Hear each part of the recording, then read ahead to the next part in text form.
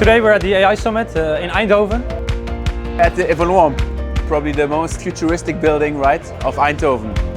A lot of speakers will talk about AI, a lot of questions are going to be asked.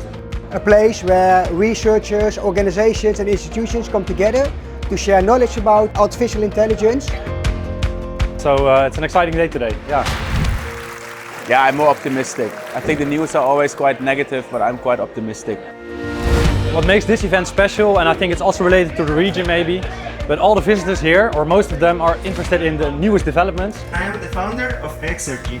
They are also contributing to new developments, thinking outside of the box, and we see many interesting people that are keeping asking questions, and it's very interesting to see everyone contributing so positively to this event.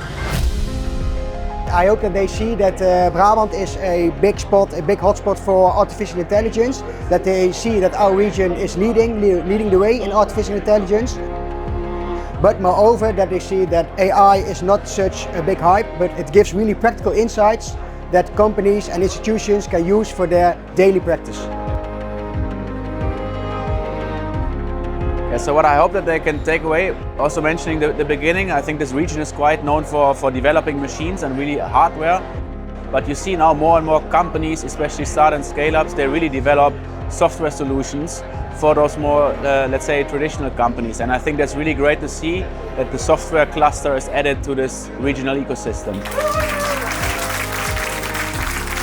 Also to getting to know each other a little bit more, but moreover to see what AI can do for their applications and learn from each other and create a boost in the AI ecosystem of our region in the province of North Brabant.